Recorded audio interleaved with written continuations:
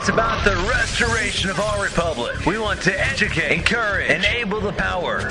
We stand for integrity, honesty, self-reliance, self-defense, and most importantly, no compromise on our foundational principles. This is America's Voice Now. Find America's Voice Now on Facebook and at americasvoicenow.org. Here's Michael Evans.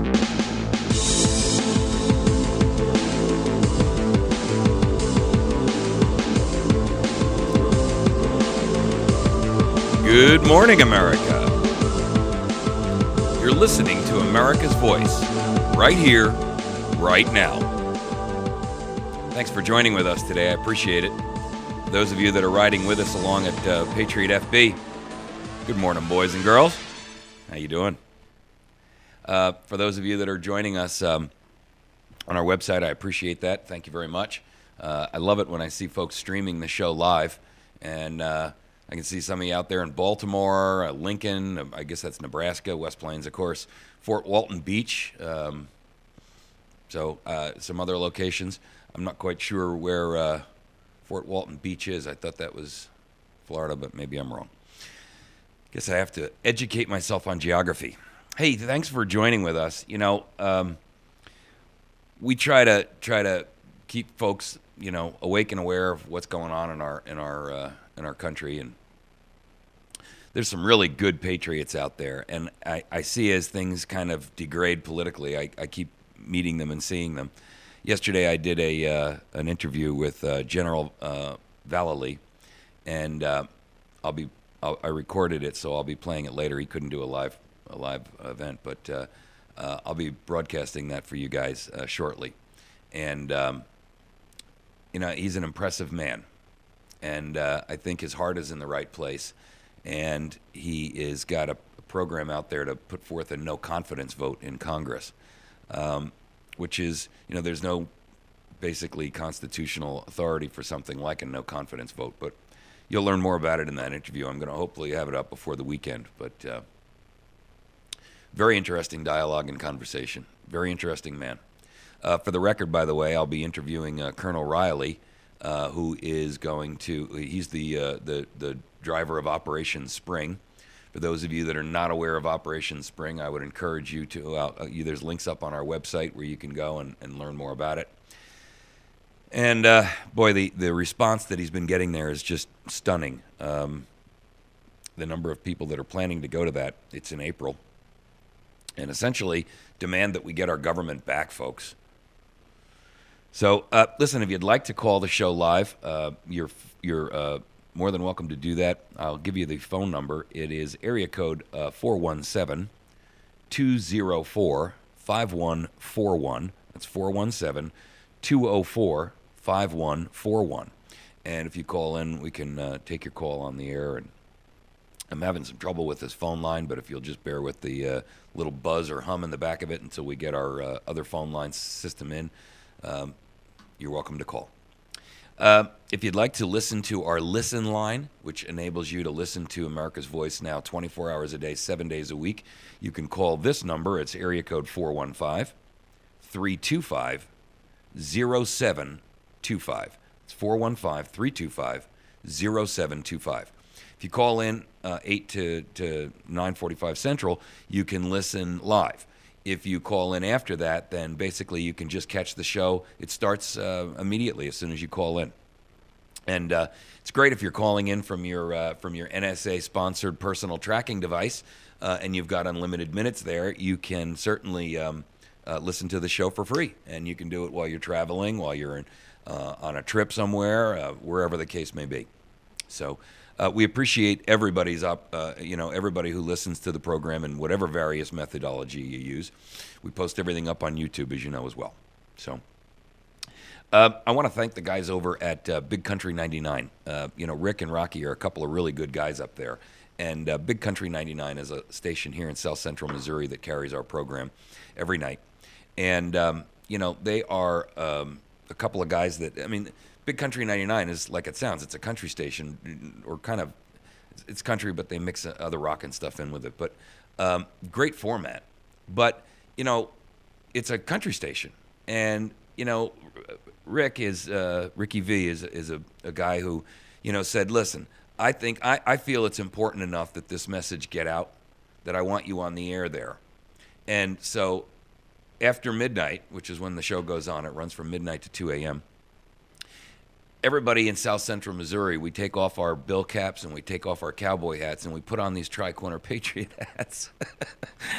And we go out there to save our country. So I got to tell you, I'm really impressed with the station that's willing to do that. And, because it's a format change for them. And their listenership, of course, is got to go through the change of going from music to talk radio. And, I'm not exactly the guy who brings cheer into your home. I mean, I think the most common feedback response I get from people is that after I listen to you, I'm mad for the rest of the day, or I'm mad I can't go to sleep because I'm mad. I have a tendency to, I guess, be polarizing in the sense that, some of the stuff I impart into my message is that, there's a lot of things that are going on out there that are really bad and wrong. And it's our job, and it's our, we have a duty to fix it and do something about it and do it right now. But I think that's probably one of the most consistent responses I get. Now, I take that as a compliment, and I don't think they mean it in a negative sense. Some people would say, my goodness, what a legacy, right? You make people around you mad. But the truth is, that's it.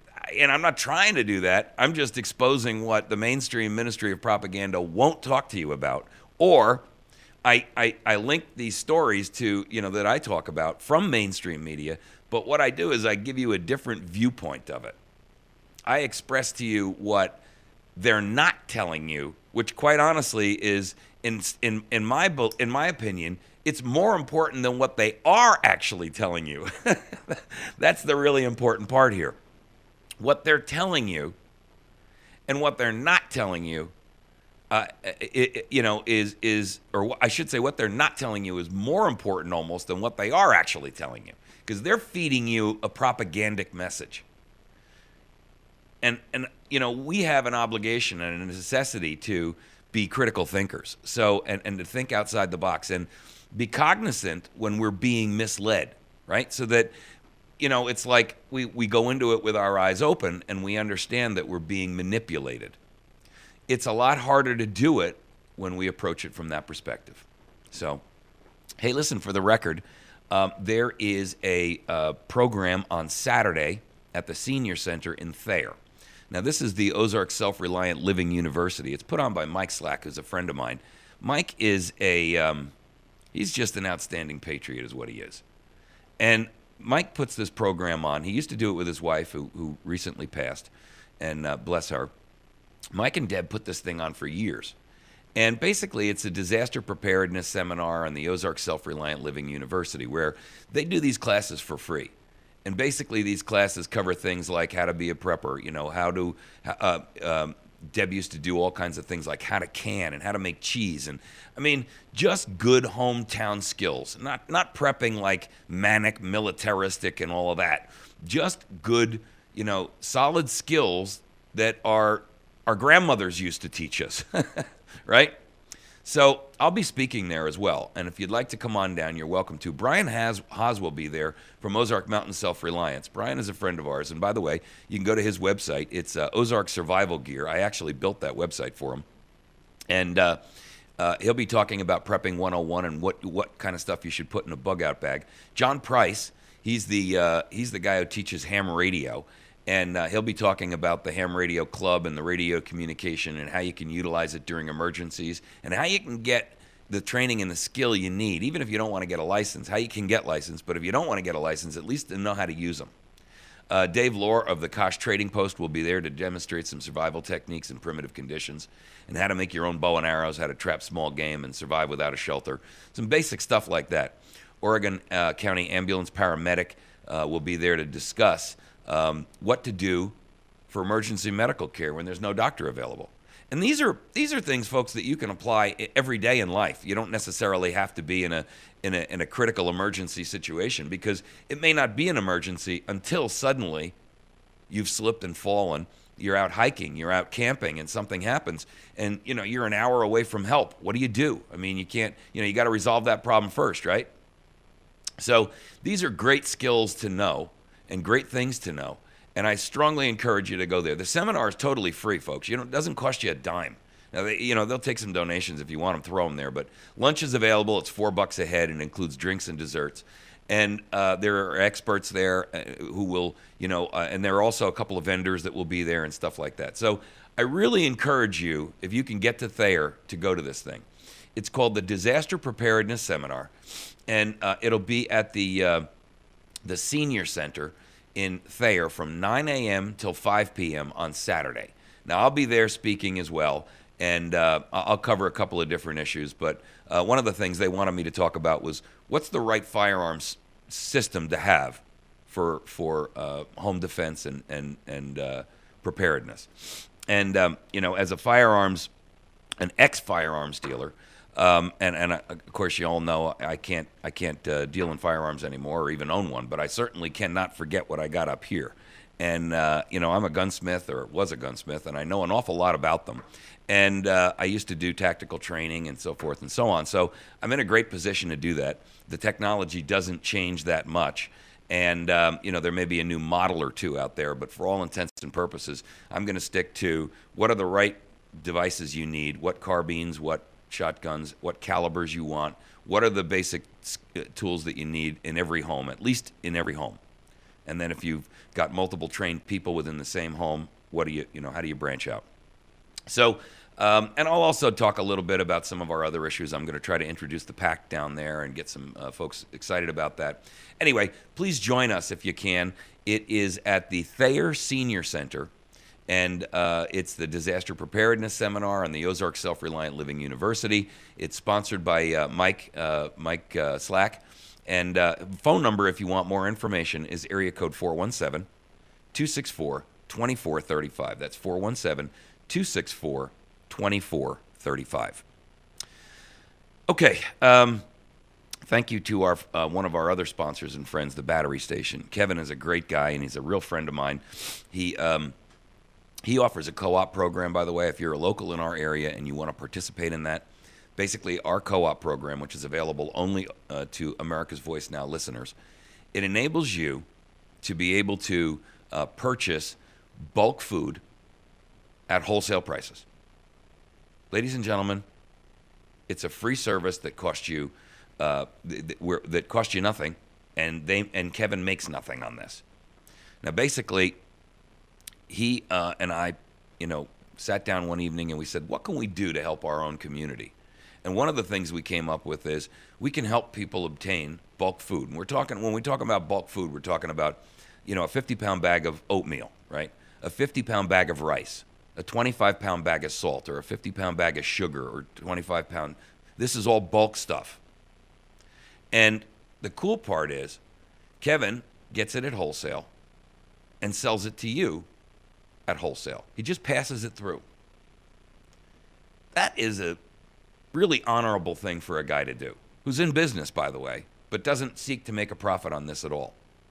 And so we've had folks that have gone there, and we have folks that literally go there about once a month. The orders only get placed once a month. And so we've had folks that have gone there and now are going consistently every month and placing orders. And the reason they do is because they come back and say, you know what? I sat down and I took the total collection of the stuff that I bought, the rice and so forth, and the oatmeal and the grain and wheat berries, and they have wheat berries you can grind your own, or you can buy flour, whatever you want. And they compared the price against what they would have paid had they gone to one of the local stores. I had one guy tell me it was actually up to 50% that he was saving. In other words, his total food cost savings was about 50%. Another person told me it was well in excess of 35%. And I guess it depends on where you shop and what kind of food you buy. But basically, the idea is if you can save a third, so I'll give you the benefit of the doubt and say it's the lower end of that scale. If you can save a third on your your food bill, wouldn't that be worth it? And honestly, look, if you think we're wearing tinfoil hats here, And if we're wrong, and the world turns around tomorrow morning and unicorns land in everyone's front yard and they burst flatulence out as rainbows, you can always eat it, folks. You didn't lose anything. And if inflation continues at the current rate that it is, you're actually saving even more. Because, the rice that you bought today, which you bought for $1 today, will cost you $1.20 tomorrow. And so, if it lasts you 6 months and the price has gone up 20 cents, boom, you're ahead of the game even more. So wouldn't it be nice to buy that rice for 75 cents when the price is $1 for everybody else? And knowing that when the price is $1.25 for everybody else, you still got yours at 75 cents. Hello? I don't know. You can get to the battery station by going to 303 Washington Avenue. We do not do this over the phone. This is an in-person kind of order. We don't ship. So Kevin ships everything, but he doesn't ship this just because it's bulk and it's big and it's heavy. If you want to participate in this, for those folks who are long-term listeners all over the rest of the country, I'm sorry, but we can't ship this stuff. So the upshot is, if you're local and you're in our region and you want to participate, go to the battery station. It's at 303 Washington Avenue in West Plains. The phone number there is 417-257-7799 if you need directions or anything else. When you go there, go inside and just say, I came because Mike Evans from America's Voice told me to come in here, and he asked me to ask you for the co-op catalog. That's all you got to say, the co-op catalog. They know exactly, everybody who works there knows exactly what it is. They'll hand it to you. It's a book, a binder. You pull out an order form, you go through it, you order your stuff. If it's a big order, and it's going to be a couple of $100 or something, they might ask you for a deposit. If it's just going to be something small, they probably won't. They'll ask you for your phone number and an email address so that when the order comes in, all they do is call you up and say, your stuff is here, come and get it. Ladies and gentlemen, is that not a patriotic, wonderful, community-oriented service to do? I mean, man, I'm touched every time I think about how he does that for folks. He doesn't make a dime at it. And let me tell you something. When these orders come in, his retail store is packed, floor to ceiling, with bags and bins and boxes of stuff that people have to come and get. So please don't delay. When he calls you, come and get your junk. But, I mean, I walk in there and the hallway is jammed with bags piled floor to ceiling, 50-pound bags of grain and rice and stuff like that, and wheat and sugar and salt and flour and stuff like that. And he does all of this just as a community service. So if there's no other reason you would go to shop at the battery station, that's one right there. And he's got an awesome store. You walk in there, you can spend an hour and a half in there and not see all of it. And it's tiny. I mean, the part that the consumer can get to, it's very small, but you could stand there for an hour and a half and not see everything. It's like a little wonderland if you're a prepper or a guy who likes batteries and flashlights and gadgets and tactical gear and clothing, and they have ammo, they have optics, they've got accessories for weapons, they've got, the sky's the limit. They got survival gear and knives and, it's just the sky's the limit, man. Great place. And I may bump into you there. I go in there all the time just to go in and say hi and have a cup of coffee. All right. You can also get to their website at batterystation.com. Thanks to the guys over at Pizza Hut. Bruce over there is the manager, and he's a staunch supporter of our program. And, if there's a reason for you to be in West Plains and you want to have a great lunch, go over there to the Pizza Hut and get yourself a salad and pizza bar. I don't know why I always say soup and salad. They don't have soup. But they do have pizza, and they do have a salad bar that's great. I go in there all the time and have a salad and a slice of pizza, and it's also awesome. By the way, on Tuesdays, it's family night, so kids under I think it's 13 or something or 12 eat free. And what the heck? It's a great opportunity, and you're supporting a good cause, and you're supporting AVN by doing that. Make sure that when you go in, you tell your server or Bruce. You can ask for Bruce, the manager, and just tell him, you know what? I came in because I heard about you on from Mike at America's Voice Now, and I just want to thank you for supporting his program. Jason Henry, very good attorney. I'm not a big fan of attorneys. I don't actually like attorneys very much. But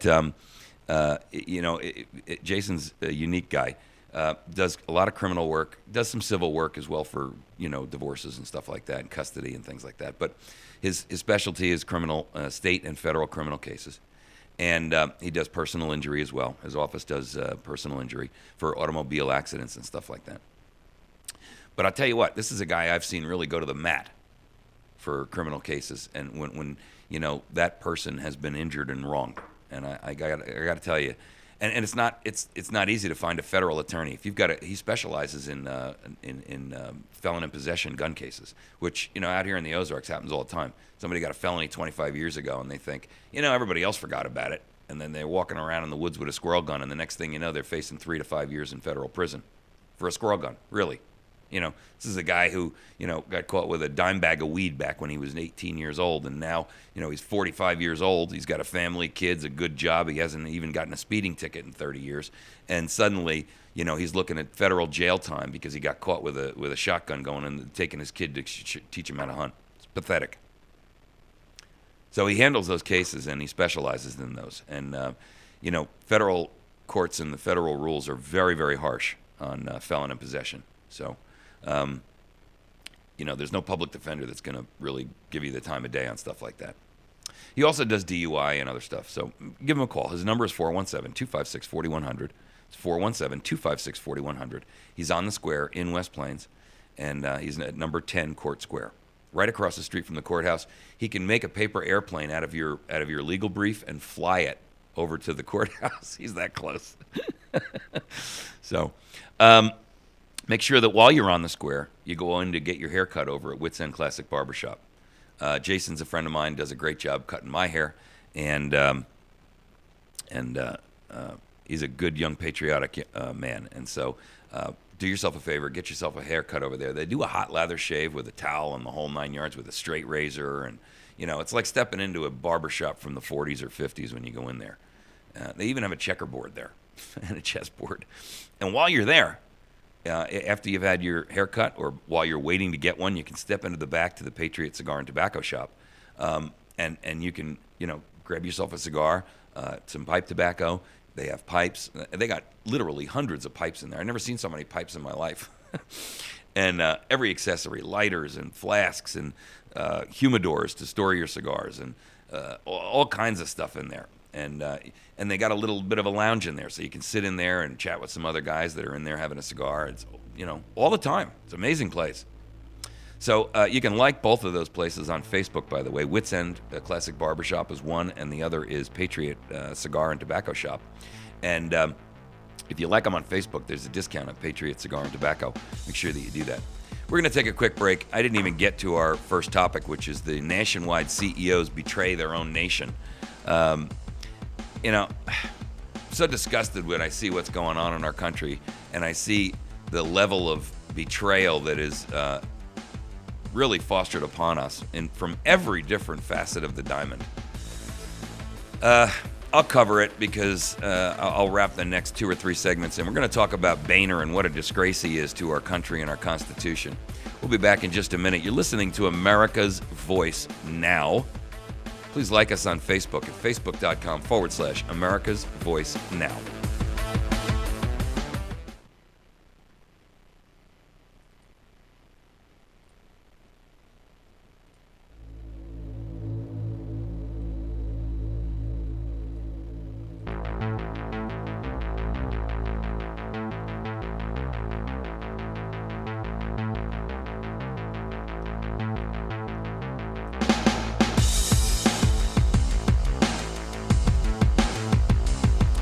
All right. I apologize, by the way, for sounding so hoarse. As many of you know, if you're long-time listeners, I got bitten by that flu over the course of the weekend. Man, it knocked me for a loop.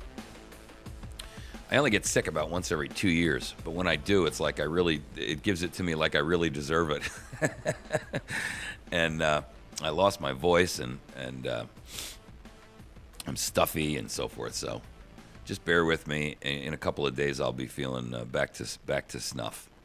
I'm a little out of sorts from it too, because I took NyQuil, which I don't ordinarily do. I hate that stuff, but I needed to sleep so bad just to get rid of this, and that leaves me feeling like like disoriented and out of commission for 2 or 3 days.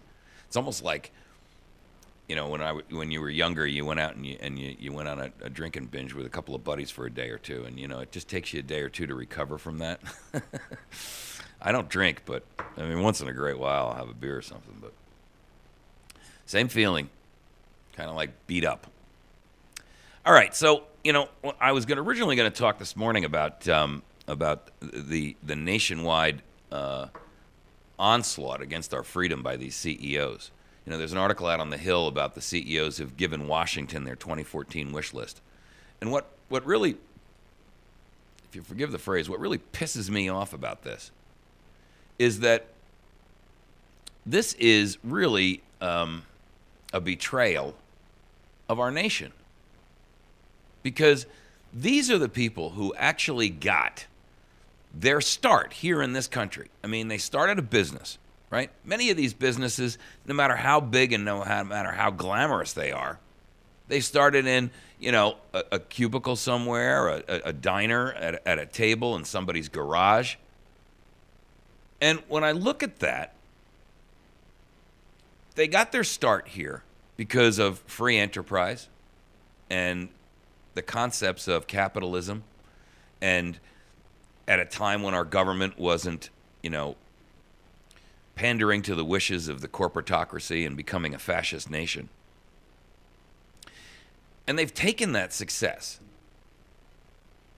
and they've now turned it on us because they're seeking immigration and amnesty for what they classify to be 12 million illegals, and you and I both know that number is double. And it offers chain migration, which allows, so, you know, I'm here, so now I can bring my sister and my brother and my mother and my father and my little brother over. So the number isn't really 25 million even. It's going to be 50 million. And, you know, they pose this as CEOs give Washington their 2014 wish list. You know what really burns me about that? Their wish list is to gut the workforce of America. To gut the workforce of America in favor of low-cost labor. That's all it really is about. Imported and given access to our most precious jewels and resources. Our nation itself. Our history, our culture, our treasure, and in some cases our blood. It really bothers me. Because these companies are successful because of what this republic has given them, and the workers who put in their time and you know, did their best to help build the company. Yes, for personal profit because they needed a paycheck, but at the same point in time, these companies are successful because of the great people that they had in as employees. That's why they have become great. That's why they're national names and household names. That's why they have multi-billion-dollar annual gross income. In many cases, net income. But the truth is, now they're willing to sell us out in favor of an enhanced quarterly profit report. That's what this is about, ladies and gentlemen. These people don't care about the immigrants themselves. This isn't some kind of an altruistic thing like, hey, we got to do this to save these people. They're doing this because it enhances their bottom line.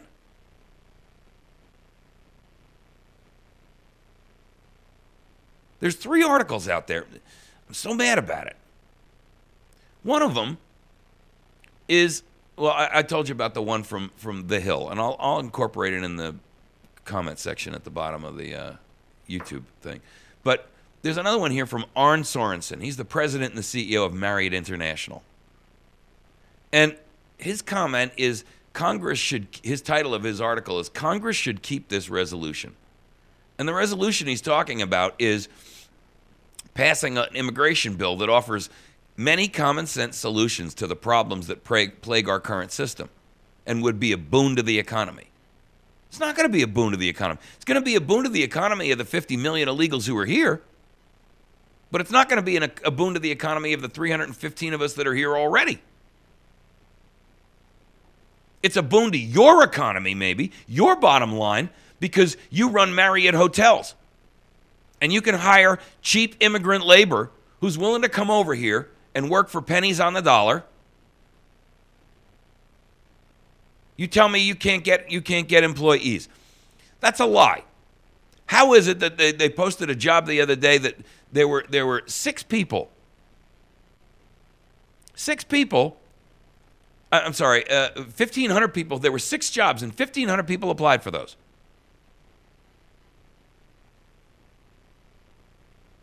The truth is, what you're seeking is you're seeking people who will come in here and not demand, anything above minimum wage.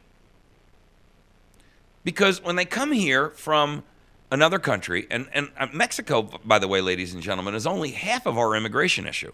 For the record, only half of our immigration problem is Mexico and South America. The other half is overstayed visas from Europe, Asia, the Pacific. And when people come here who, and I'm not trying to sound, high and mighty about this, but when they come here, they are accustomed, from where they came from, they lived in 6, 7, 8 people in a cinder block shack with a tin roof, no running water. Maybe they got electricity. They're comfortable to come here and say, wow, I can make more in a month than I made in a year at home. And I can send a bunch of it back. And we don't mind 8 of us sharing a 2-bedroom apartment. Because 8 of us were sharing 1 room before. And we don't mind commuting to work. 6 of us piling into a 15-year-old car. Because where we came from, we didn't have a car.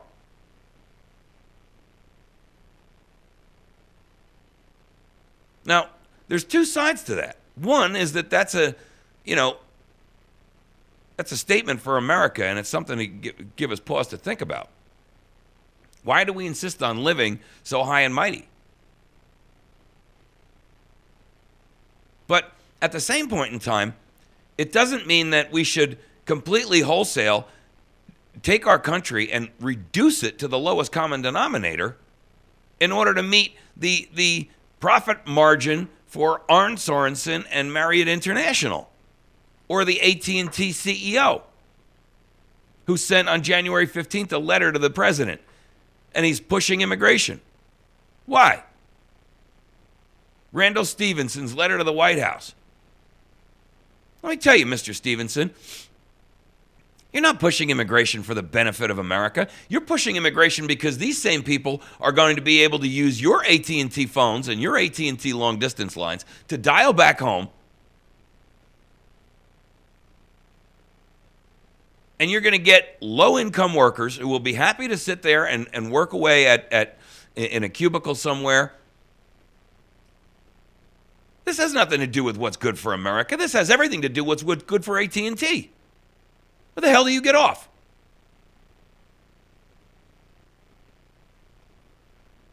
To you, they're food, crops, livestock, to be bought, sold, traded.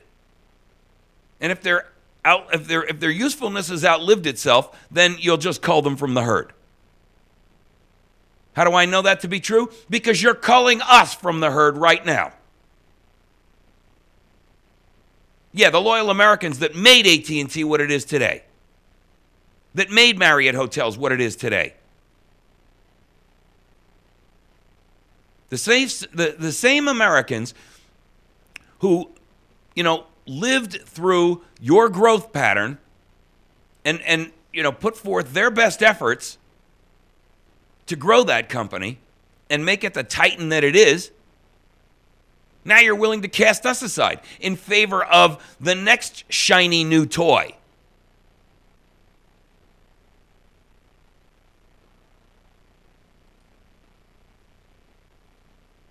I don't like it. And it's not right. It's not fair. It's not ethical. It's not moral. And it's a lie. Because you couch this as if you are trying to claim that this is going to benefit the nation as a whole. And you're a liar. And if there's one thing I hate in my life, it's a liar. And the U.S. Chamber of Commerce and all 15,000 of your members and the entire Council on Foreign Relations and all of your 40,000 members, you're all liars. You market your personal business agenda to the nation as if it's an improvement for us. Where's the improvement? You're not giving us jobs, and let's be honest, none of you pay any doggone taxes. None of you. With all the trillions of dollars of gross domestic product in the United States today, none of you are paying taxes. How do I know that? Well, I'm going to go to usdebtclock.org and I'm going to tell you. U.S. personal income tax revenue for the year, so far this year, $2.83 trillion. You know what the corporate tax has been?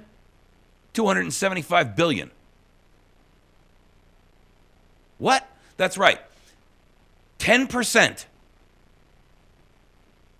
of the revenue that is generated by this government is generated from corporate taxes. That means the other 90% is borne by the citizens. Well, let me tell you something. You're not paying taxes. Excuse me. You're not paying taxes because you're shipping our jobs and our money and your corporate assets offshore, number one, in an effort to evade taxation, which is shameful in and of itself. But then to have the unmitigated gall to turn around and claim that this is for the benefit of America so that you can improve the economy, let me tell you something. The economy is not going to improve if you're giving all the jobs to a bunch of newly minted illegal citizens. How is that going to improve our economy? It improves their economy. Well, they'll pay taxes. How about you pay some taxes?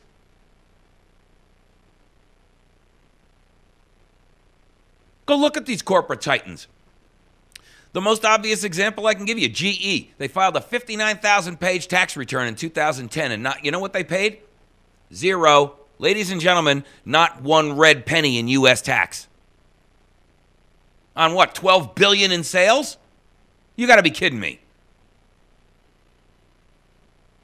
If these corporations actually wanted to do something, they would stop scamming and manipulating Congress to pass loophole legislation that allows them to get away paying less than 10% of the total tax burden.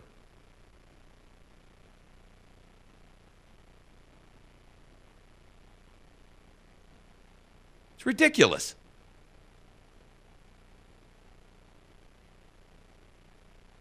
Well, it'll improve the economy because all these illegals will start to pay taxes. Let me tell you something. The resources they eat up more than equate the taxes they're going to pay. And we haven't even touched on the concept of the culture and the concept of the manipulation of our society to bend our country to what they know, which we don't want. And honestly, if it was so doggone great, why'd they leave their place to come here? If their political situation and what they knew at home was so wonderful, if the socialism works so great where they're from, then why don't they stay there?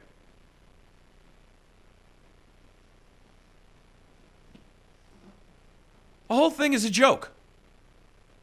And anybody who doesn't see through it is not looking at it with critically thinking eyes, number one, nor are they looking at it with a the true conceptual intent of understanding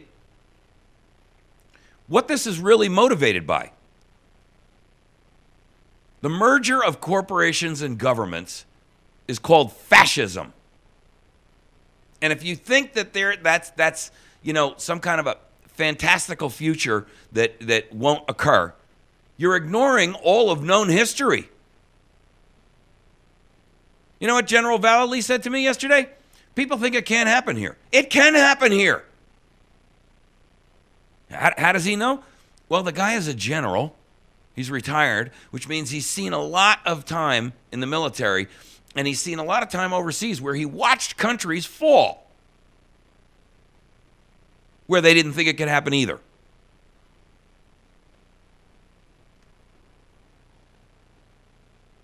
Not only can it happen here, it's happening. It's already happened. It's already here. Any argument to the contrary is a lie.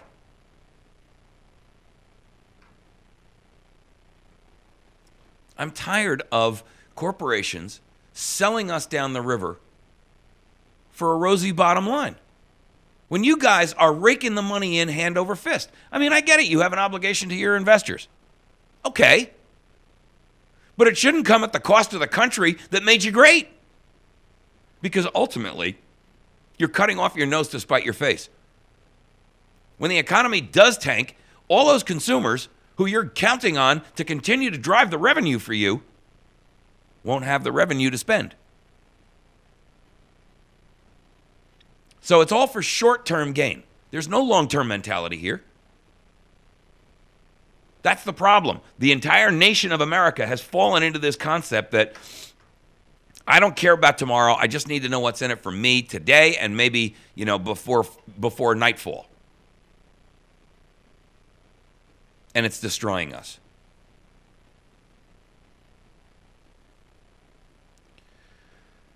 All right. I got to talk about Boehner before we wrap this segment up. I got 6 minutes left. He put a post up on his Facebook page today that really burned my shorts.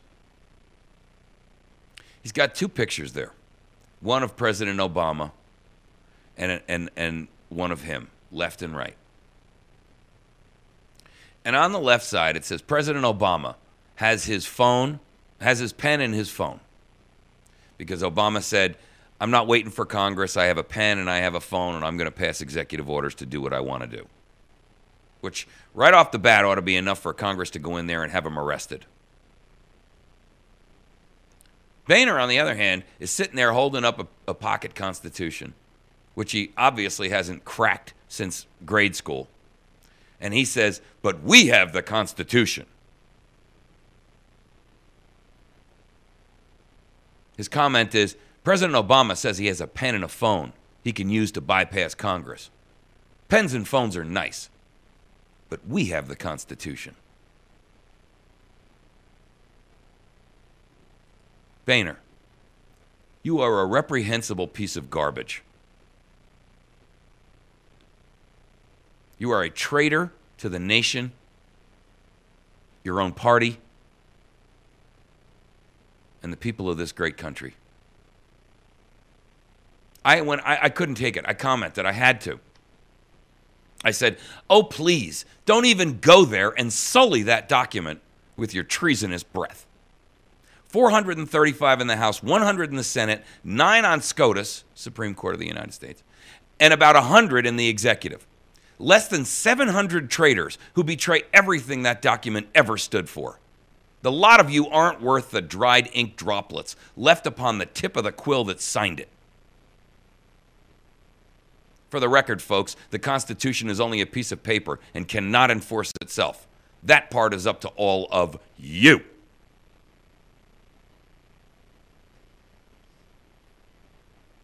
I read it 2 or 3 more times, and my blood started to curdle, and I actually commented a second time because I was so mad. I mean, for the record, by the way, there are 3,821 people who have commented. This thing only made it up there a couple hours ago. 16 hours ago, I think it made it up there. 18 hours ago. There are 4,113 responses, or likes, I should say. Likes. How many? Look at that. Sycophantically, 4,113 people put a thumbs up to that traitorous statement. What? Because he says, I like the Constitution?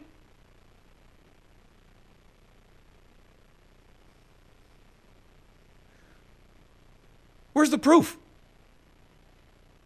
Where's the proof?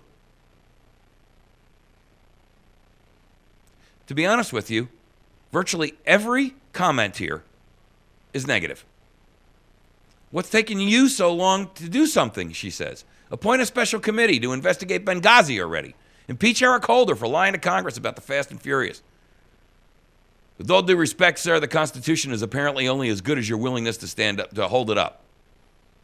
Over and over and over and over and over. Every one of them is. Then start enforcing it. Worst speaker ever.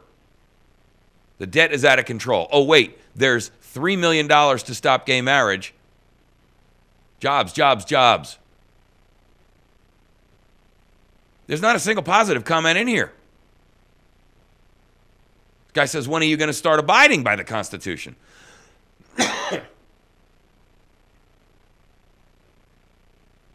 Another guy says, you haven't done anything to stop this guy. The Tea Party has voiced their displeasure. Grow a spine.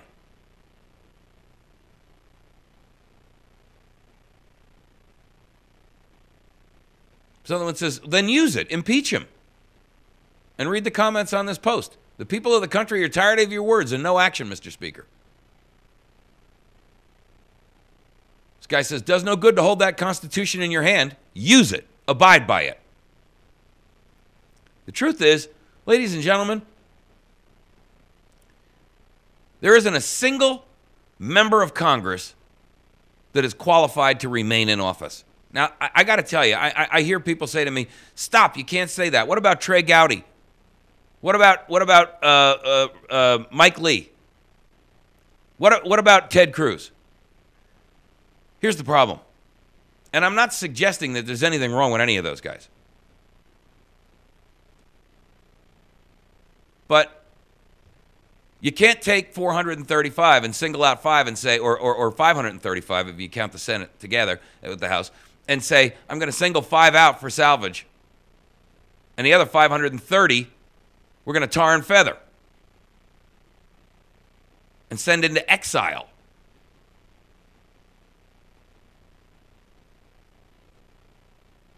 You can't.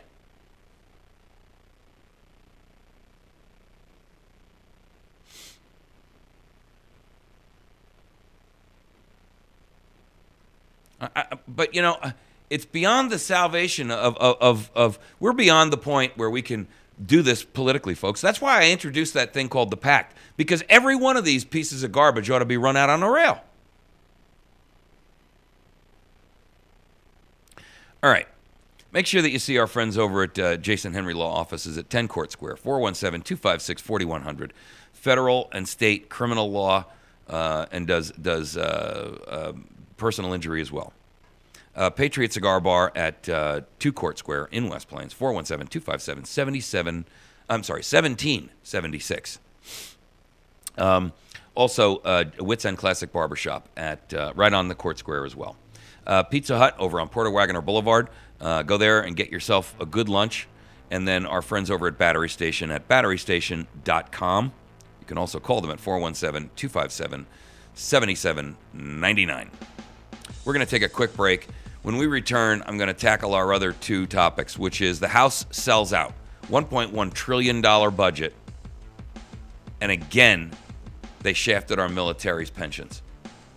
I'm telling you, folks, these people are all operating in blatant open tyranny and treason. And it's time that we held them accountable. Our last topic this morning, after we get off our second segment, our fourth segment, will be Operation American Spring. Will it work? Is this it? I fear we're out of time. We'll be back in just a moment.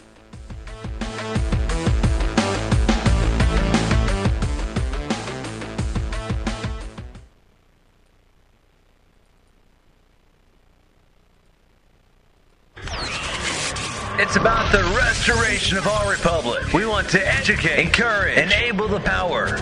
We stand for integrity, honesty, self-reliance, self-defense. and most importantly, no compromise on our foundational principles. This is America's Voice Now. Find America's Voice Now on Facebook and at americasvoicenow.org. Here's Michael Evans. Good morning, America. You're listening to America's Voice Now. If you're just joining us, we're in our third segment of the morning. I apologize for being a little hoarse. I sound like the 12-year-old boy whose voice keeps changing. I had that flu and it's just beat me up. Guys, there's two articles that are connected to this topic here, which is that the House has sold us out again. $1.1 trillion budget that they passed. And again, they shafted the military for their pensions. You're going to try and tell me out of $1.1 trillion, you guys cannot find the money to keep the promise that we made to our military men and women who have spent the better part of their adult working lives earning a pension, which you promised, we promised. And they earned it while sleeping in deserts and mucking their way through swamps and putting their lives on the line, eating crappy food, sleeping in cots and on the ground. And you lying 2-bit carpetbagging garbage. You sleep in a $10,000 bed.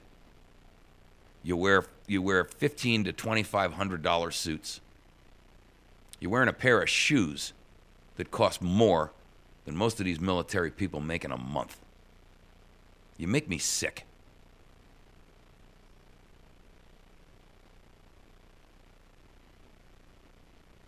Meanwhile, the headline is China's treasury holdings climb to a record of $1.317 trillion, and Japan with $1.186.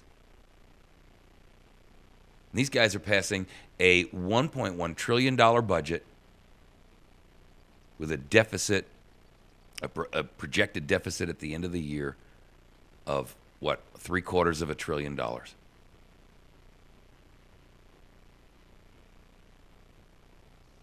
They shafted the military pensions again. But get this, they increased the spending for the NSA, which has a black budget of $52 billion. $52 billion on secret projects nobody's accountable for. They increased the budget of the FBI, which is doing the NSA's dirty work domestically. And they increased the budget of Border Patrol, which, and this is no knock on the guys on the border, but it is a knock on their executive management. They're not doing their job. The guys in the field are prohibited from doing their job by a traitorous 2-bit illegal alien who happens to be sitting in the throne.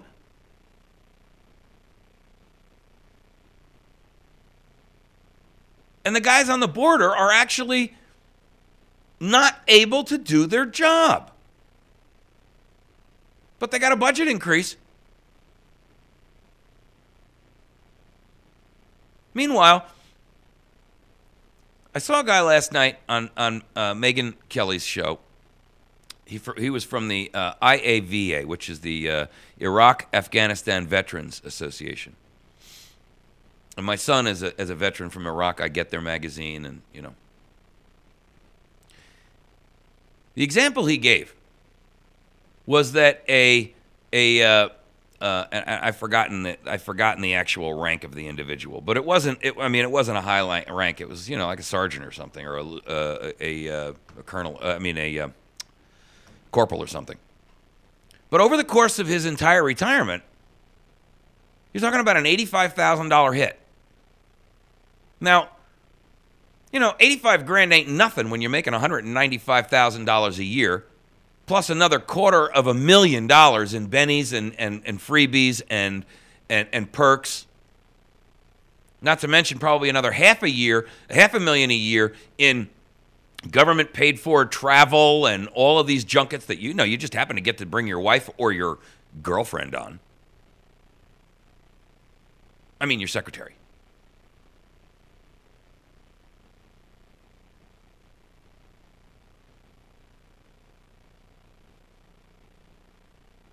The Border Patrol is constitutionally mandated. That's one of the 26 enumerated powers given to the federal government, and they won't do that one. But yet they're usurping power to do everything else. Ladies and gentlemen, you can't get more upside down than that.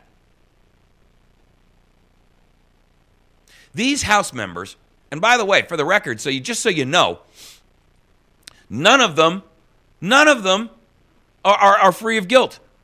Only 65 Republicans voted against it, and 3 Democrats. 359 of these people from both parties acted like two-bit carpetbagging scum. No matter how fine their suits, their cars, their homes, no matter how fancy their words,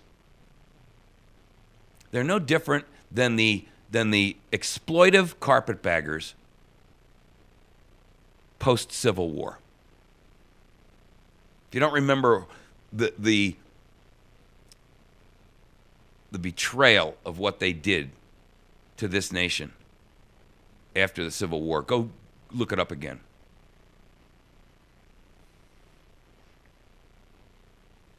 I'm embarrassed.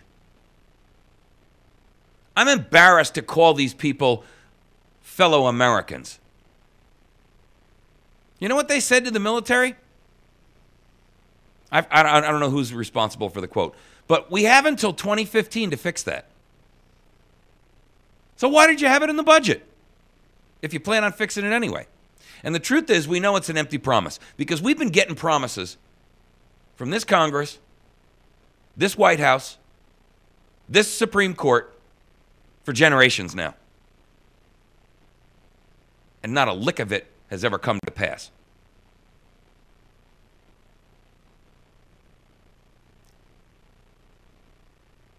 I want to take a rape shower because I feel slimy and dirty after hearing these people talk.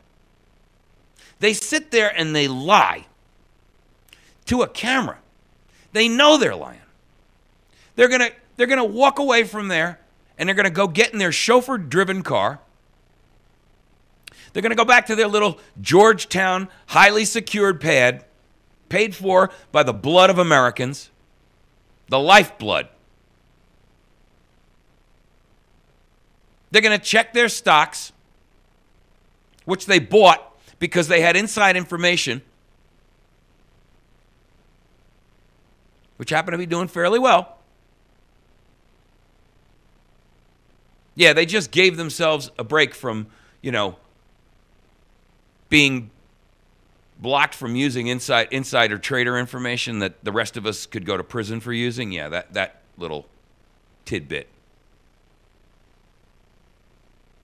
64 Republicans and 3 Democrats opposed the betrayal of our promise to our military families. The rest of them ought to be tarred and feathered and run out on a rail. Exiled from political life. Maybe the country.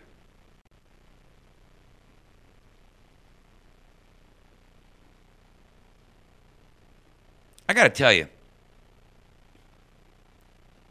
I am so disgusted with the behavior of these people. Their constant pushing the blame off on somebody else because they don't want to be responsible. Have you ever noticed that when there's a vote that has to be taken that is going to raise ire, you know what they do? They go to a voice vote. And so you know what a voice vote is. It's not accountable. There's no track record of who voted for what. When these traitors, treasonists, passed or renewed the bill on not unidentifiable firearms. I can't think of the word. Anyway, it was the plastic gun bill. They took a voice vote because these Republicans who classify themselves as Second Amendment supporters and all that nonsense crap, they didn't want to be held accountable for the vote they took. So they did it by voice vote. First of all, how is that even accountable? Well, it sounds like there were more A's than nays. Well, you know, to my trained ear, number one.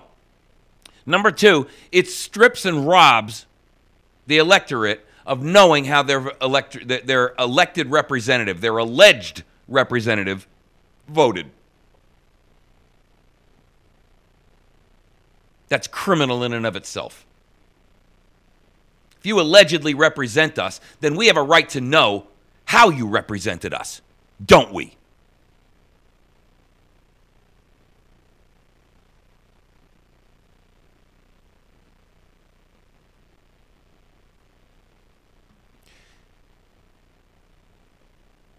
This entire national government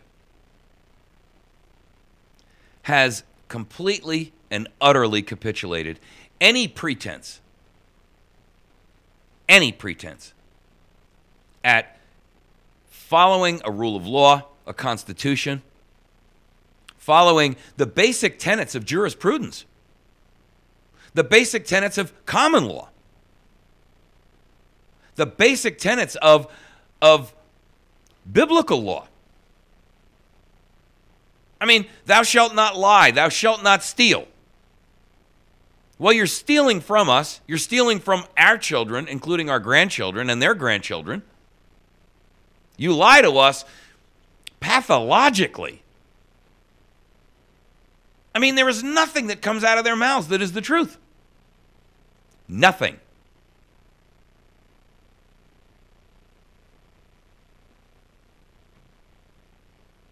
Not a single word. If these people came up and said to you, it's daylight outside, you'd have to go to the window and pull back the curtain just to check. Their lying is clinically pathological.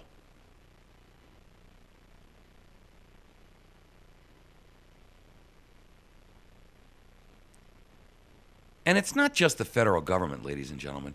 It's the House. It's the state assemblies as well. You know, I saw an article the other day from a guy, and he was talking about how the states have abdicated their states' rights and saying that the states should rise up. And one of the arguments for the Article 5 amendments is the states assemblies will make sure that it doesn't get out of hand. And this guy's argument was extraordinarily astute. You know what he said? If those people really were doing their jobs and they were true guardians of the Constitution, we wouldn't be having this discussion. And he's right. We wouldn't be having this discussion because we wouldn't be trying to figure out how to reestablish the 10th Amendment, nor would we be trying to determine how can we hold back the onslaught, the tidal wave of government intrusion, oppression, and fascist dictatorship that's enveloping our nation like the Blob from the old 60s movie.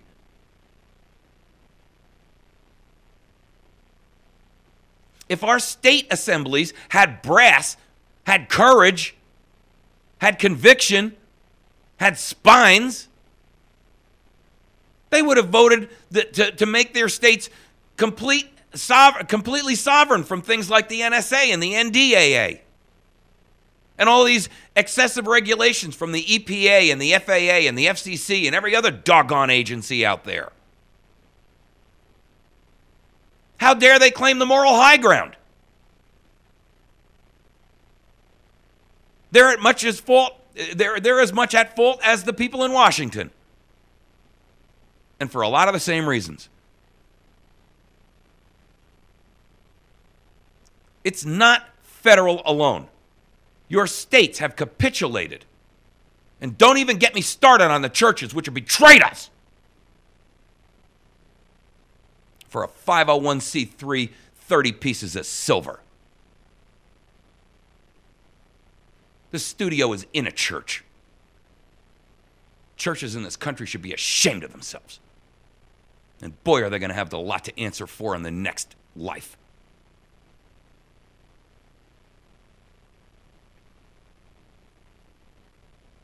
Accept their 30 pieces of silver to sit there and betray their constituents, God's constituents. And I don't care what political or dogmatic religious division you are. I don't care whether you're a Baptist or a Lutheran, or whether you're a Methodist or you're a Catholic, or whether you're a Jew or a Muslim.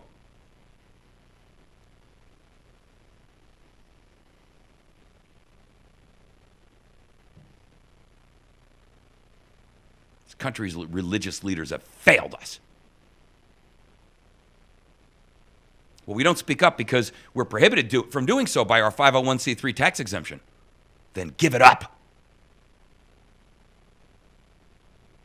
If you really feel that your 501c3 exemption precludes you from doing the right job for your congregation, from teaching your flock the truth, then you have a moral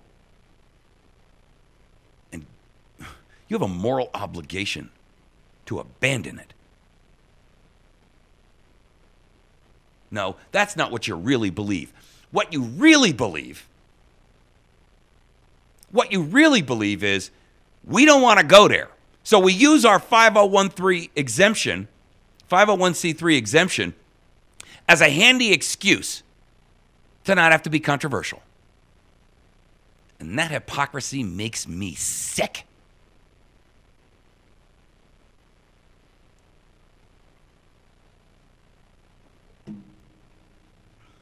I am tired of hypocrites and liars and thieves and cutthroats and carpetbaggers. I am just disgusted by the people who think that they can just ignore their moral and ethical right and duty, violate their oaths, and mark my words, I'm not just talking about Congress here. Yeah, they take an oath of office. Yeah, these generals who are sitting there betraying us in the military, they took an oath. You pastors took an oath too. And you betrayed it. You state representatives, you state senators, you've taken an oath. And you betrayed it. And there ain't nothing worse than a traitor. Nothing.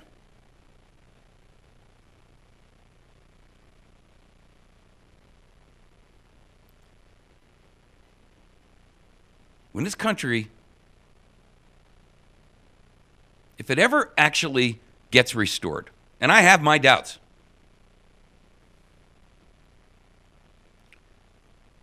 what are you all going to do? What are you all going to do who have been selling us down the river, betraying us, cutting our throats, cheating us, robbing us, lying to us all this time? You going to take your millions and crawl into a hole somewhere? Going to take your millions and leave the country? Going to sell your fancy little houses and your fancy little cars? Move somewhere else?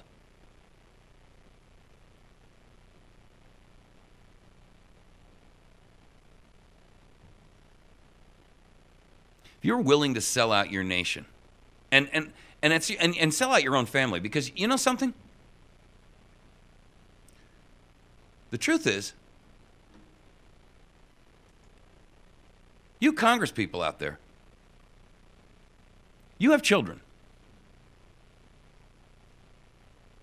And they're going to have children.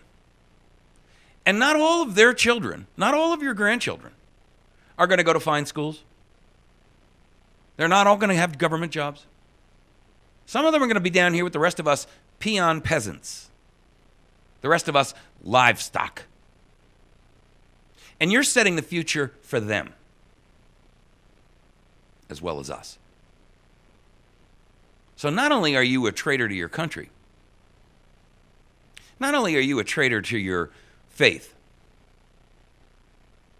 but you're a traitor to your own family. And there's nothing more reprehensible than that. You know, there's a passage I remember from the Bible, and I'm not enough of a scholar to quote it, but it says basically, what father, when asked by his son for a loaf of bread, would give him a stone or a snake? And all of you who are in positions of authority and positions of power, who are making these decisions which are the ruination of all of us, including your own progeny, you better ask yourself that question.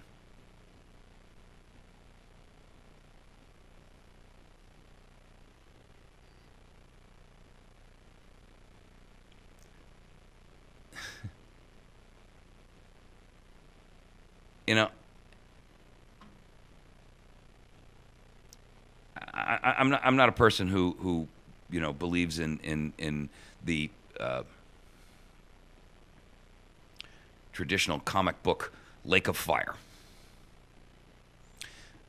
But for people like you, I sure wish there was one. That's the truth. Maybe I'm wrong, and maybe there is. Boy, oh boy, oh boy.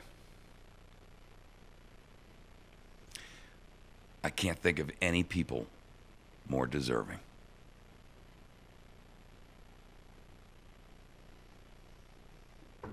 I really can't.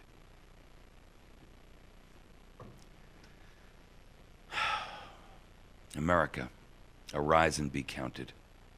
Be fearless. Be fierce. Be courageous. And speak. Speak out.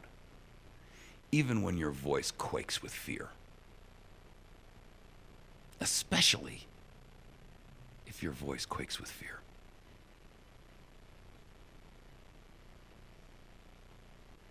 We're going to take a break. When we come back, we're going to talk about this Operation American Spring. Because almost daily now, I'm at the point where I'm beginning to think that there's a combination of things that are going to be used to take this country back. And I'm believing almost more every day that this is one of them. Maybe the only one. It has to be used in combination with things like the Pact. Because at the end of the day, even if we take the country back, we have to reestablish the rules and a rule of law. And that's going to mean that the next crop going in there, we can't let them dance in the poison, swim in the pool of poison. We'll be right back.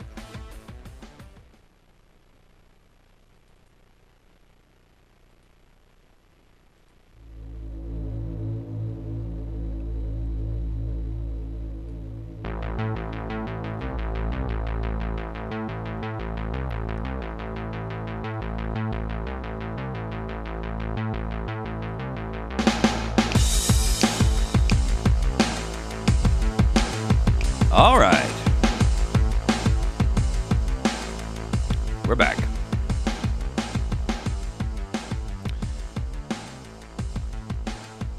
Well, I sound a little morose today, huh? Well, that's because I'm feeling that way. You know, the amount of time and effort that I put into educating myself so that I can talk to you about some of the things that I talk about.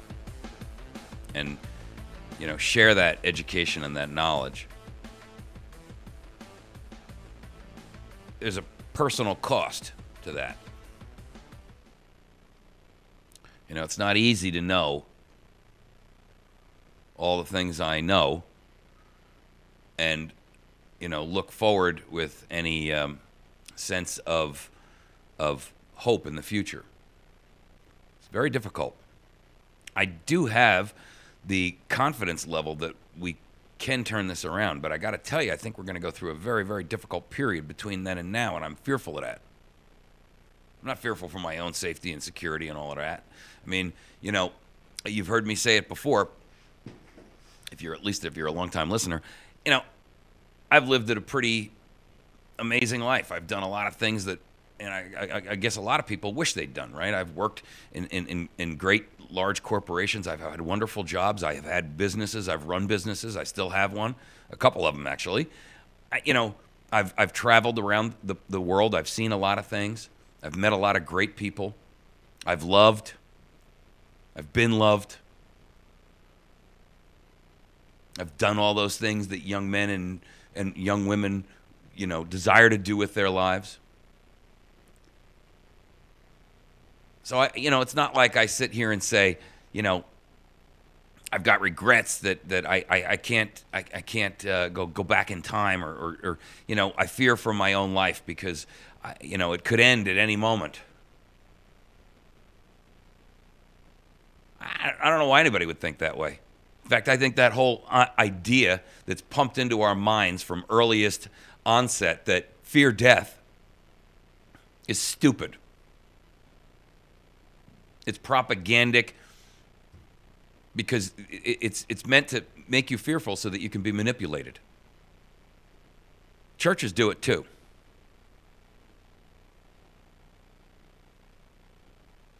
Not just government. It's not just society.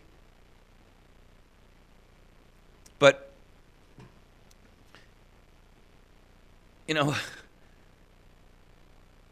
Patrick Henry, he said to us that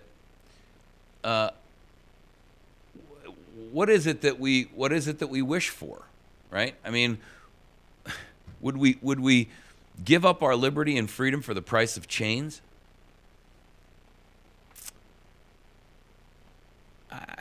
I don't understand. I guess I find it extraordinarily frustrating that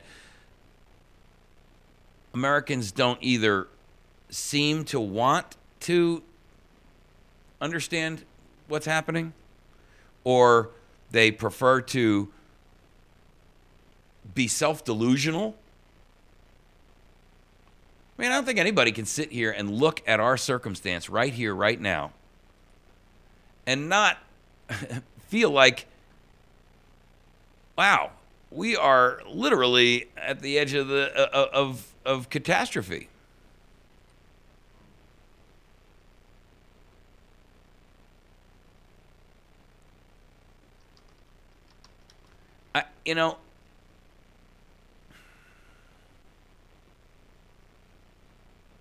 I found the quote because I love this quote. It's Patrick Henry, by the way. I've forgotten did I say Thomas Paine? I meant Patrick Henry. It is in vain, sir, to extenuate the matter. Before I tell you what this quote is, you've heard it before, but I'm going to read it to you again. But I want you to understand the context of this.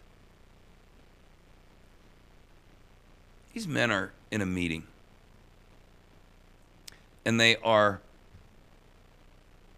talking about what to do next. Clearly, the British Army has been, committing atrocities and killing innocent people,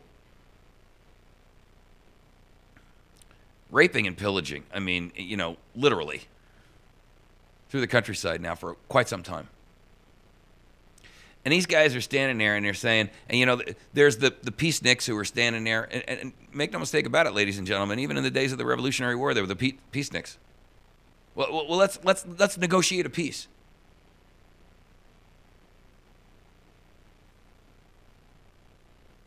And Henry stood up because he was frustrated.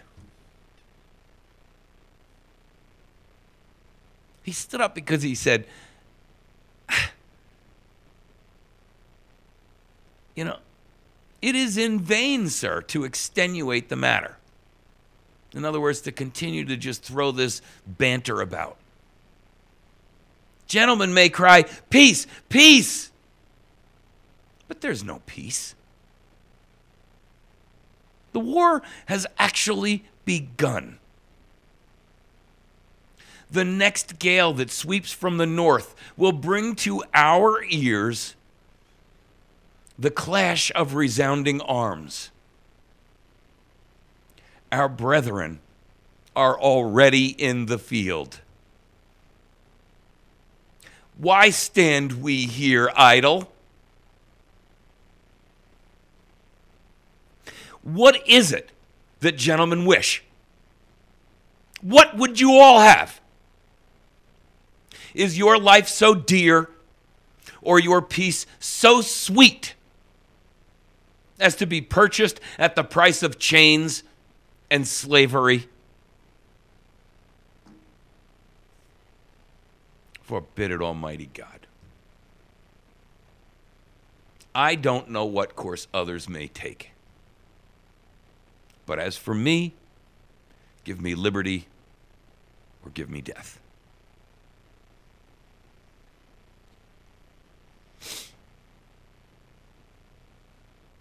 You know, we read that, and I've read that quote hundreds of times. Because it's a quote that expresses the same level of frustration. And you know I read it dramatically. But most of the time we read it like, it is in vain, sir, to extenuate the matter. Gentlemen may cry, peace, peace, but there is no peace. The war has actually begun. The next gale that sweeps from the north will bring to our ears the clash of resounding arms. Our brethren are already in the field. Why stand we here idle? What is it that gentlemen wish? What would they have? Is life so dear or peace so sweet as to be purchased at the price of chains and slavery?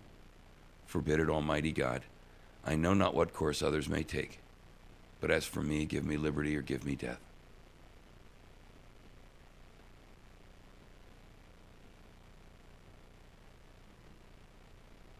Let me tell you something.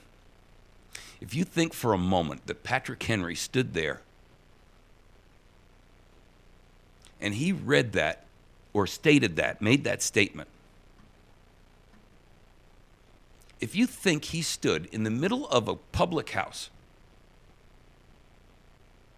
and he did not put all of his emotion and his frustration and his fear for his country and his brethren and his countrymen, if you think for a minute that he just stood there and he read that like in some monotone drone, or he made that statement without emphasis, without passion,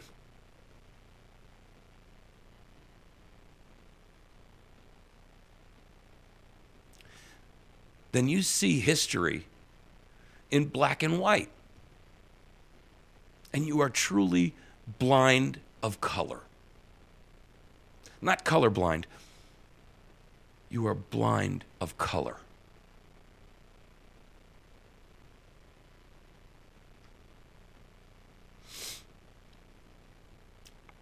I can imagine it in my mind. Some guy stands up and he says, but we should negotiate the peace. And he's sitting there in his pew or on a bench, and he's listening to this argument go back and forth. Somebody stands up and says, we can't sue for peace. We've got to take action. They're raping our families and burning our farms, and they're destroying our businesses. They're stealing our food, and winter is coming. And he finally stands up. He says, it is in vain to extenuate these matters. Gentlemen may cry, peace, peace, but there is no peace. Look around us. The war is actually begun. The next gale that sweeps down from the north, it's going to bring to our ears the clash of resounding arms, of gunfire. Our brethren are already fighting in the field, and you want to cry peace.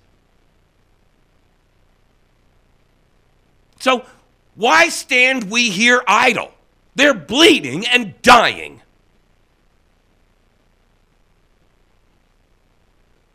What is it that the rest of you gentlemen wish? What is it that you would all have? Is your life so dear or your peace so sweet? Is that farm you think you've got possession of? Is that car, that job, that vacation home, that boat, that toy, this personal tracking device sponsored and issued to you by the company that is in the country that is trying to destroy you, is that so dear to you? Is all of that failure to face confrontation so sweet that you would purchase it at the price of chains and slavery for you and your family and the rest of us?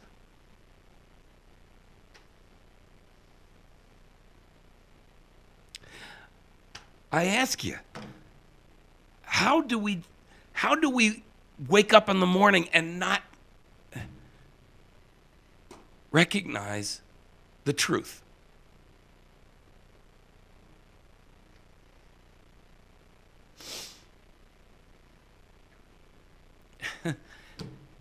It's so obvious. Helen Keller could see it. Stevie Wonder can see it. How can we not?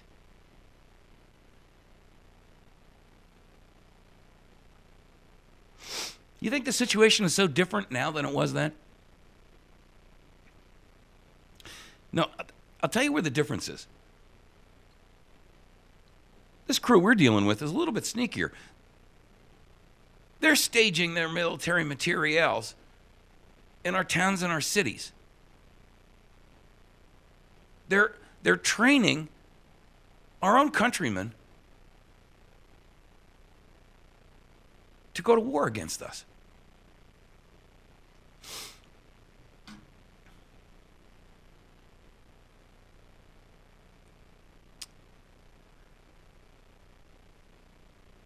What is it that you have that is so dear and so sweet that you are willing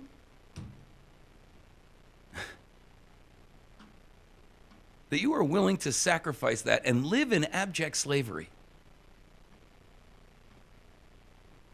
To be told what to do and what to think and what to eat and where to go and how to do it and when to do it, who you can talk to, who you can't talk to, how you should say things. You live in fear, constantly looking over your shoulder, looking up, cowering, waiting for the hammer to constantly fall.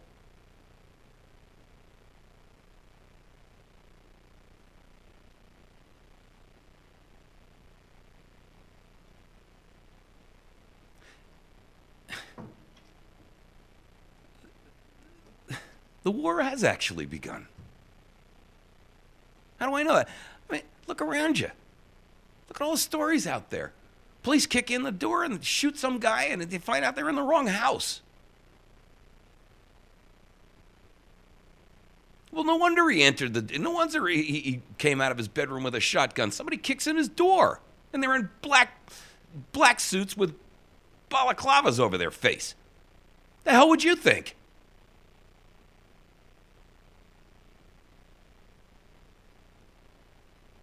He's not suspecting that the police are going to kick in his door, and he's not even in the right house. You say, oh, that's an isolated incident. That's not an isolated incident. There's hundreds of those that happen every year. Hundreds.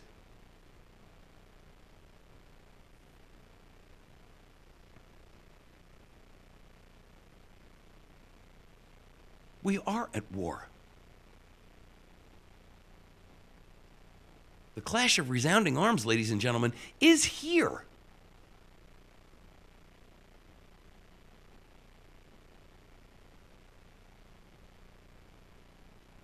What do we do? What do we do?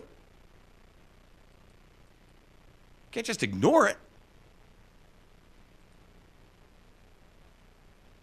Well, there's people out there who are looking to make a difference. Operation American Spring. That's the title of this. We're 20 minutes into this segment or 15 minutes into this segment, and I haven't even mentioned it. You've heard me talk about it before, though. The military and the intelligence officials are requesting patriots to help remove the criminals in government. Did you just hear what I said?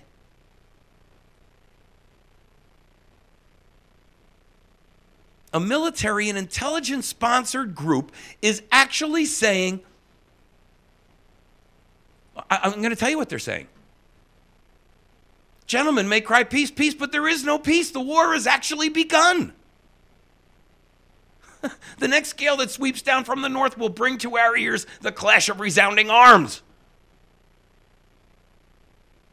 Our brethren are already in the field. Why are we standing here idle?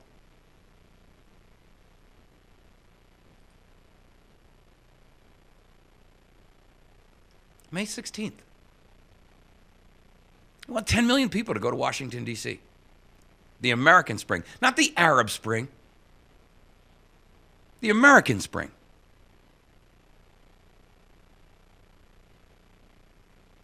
Not armed, but undeniable. Not violent, but with unrelenting force.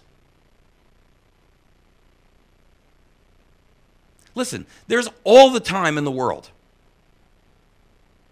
If violence breaks out, there's all the time in the world for that, and believe me,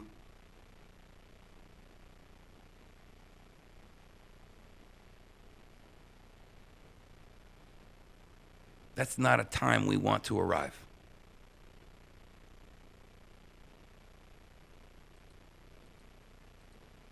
It's not a time that we can afford.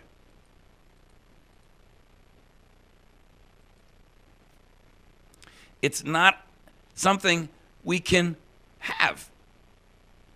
But we do have an opportunity right now to make a difference, to take the country back. I wrote that plan, the plan to take back America, place all state and federal capitals under civil disobedience siege. I'm looking at it.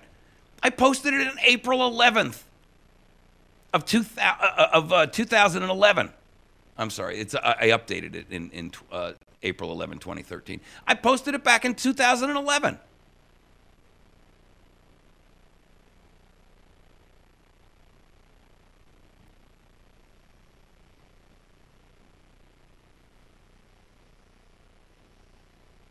It's had 100,000 people have seen it. 100,000. You know what the last quote is? And it goes hand in hand with Patrick Henry's plea.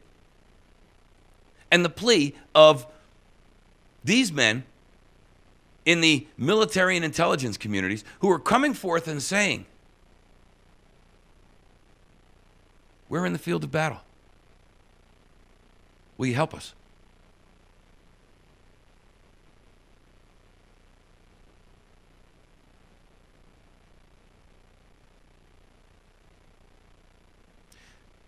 Winston Churchill.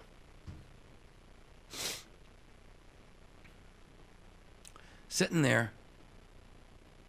The story behind this, and I don't have the time for the whole story, but the story behind this quote, you know, his own country had appeased and appeased and appeased and appeased and appeased Germany over and over and over. Constantly cowering to the demands.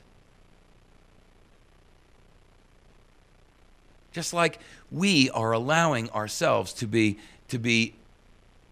put up with the tyranny and usurpation of everything that we have believed in and known and built our lives and our country upon.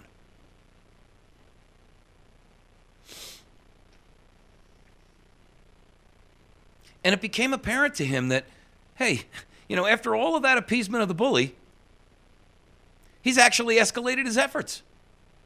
And now he's not picking on those guys over there anymore. Now he's picking on us. He's coming here.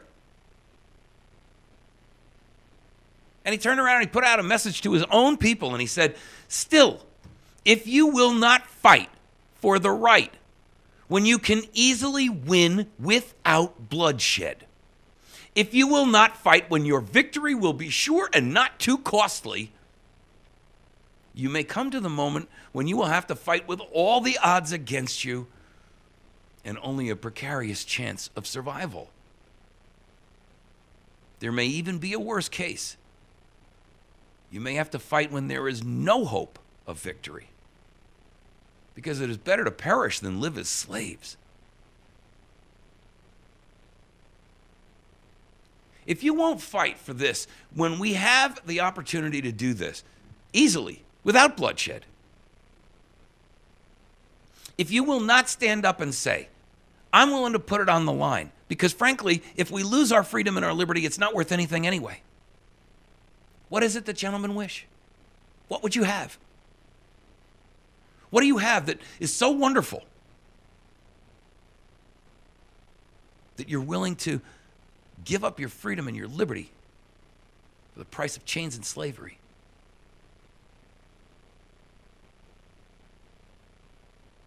If you won't fight when your victory will be sure, and it will be sure. This is our country. There's 10 million of us that are going to go to Washington, D.C. And hey, listen, folks, not for nothing. There's only about 3,000 of them total that have to be ousted. And that includes the heads of all the administrative agencies and all the rest of that. We can really clean house later.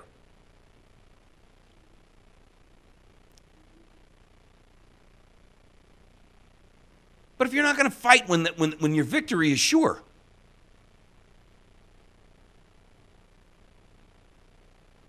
what are you going to do when it comes to the time when you are forced to fight? When the bully is through everybody else and he's standing right in front of your face.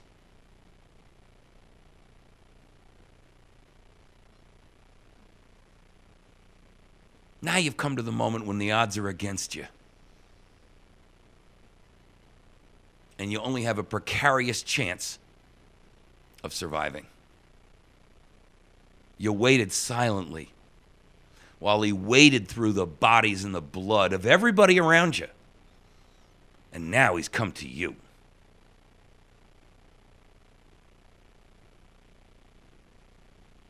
Didn't you have a better chance of survival then, while there were 10, 20, 30 of you? But you cowered in fear and watched as he cut his way through, and now he's finally to you.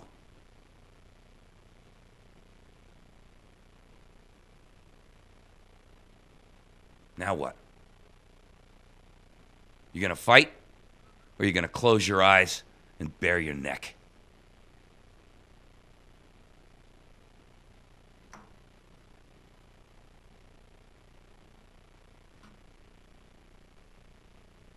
I don't care how slim my chances are. In that circumstance, baby, it's on.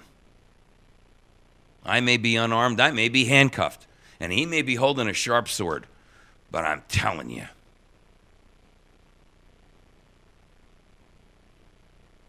I'll use my teeth, my feet, whatever.